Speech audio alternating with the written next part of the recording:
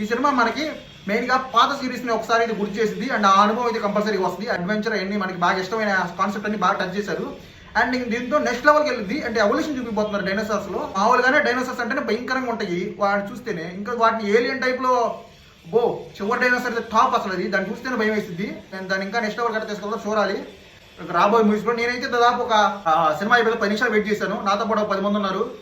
దాదాపు cinema hall కూడా వాళ్ళ బాగానే ఫుల్ అయింది. దాదాపు 70% ఆక్యుపెన్సీ వచ్చింది మిగిలిన హాల్లో. అండ్ జనాలు అయితే బాగా లైక్ చేశారు. అండ్ 3D మూవీని. అండ్ డబ్బింగ్ కూడా, తెలుగు డబ్బింగ్ కూడా బాగుంది.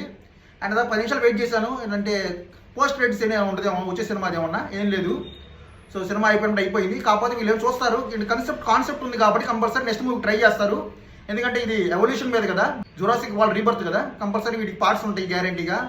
సో వాళ్ళు ఇంకా ఎవల్యూషన్ ఎట్లా చేస్తారు చూడాలి. ఈ మూవీ అయితే బాగుంది ఫ్రెండ్స్, కంపల్సరీ వెళ్ళి చూడండి. 3Dలో వచ్చింది. కంపల్సరీ తెలుగు డబ్బింగ్ కూడా మీ అందరికి నచ్చింది. పిల్లలను కూడా తీసుకెళ్ళండి, బాగా ఎంజాయ్ చేస్తారు. దాదాపు 2022 తర్వాత మనకి 3 సంవత్సరాల తర్వాత వచ్చింది సినిమా జురాసిక్ వరల్డ్ సిరీస్.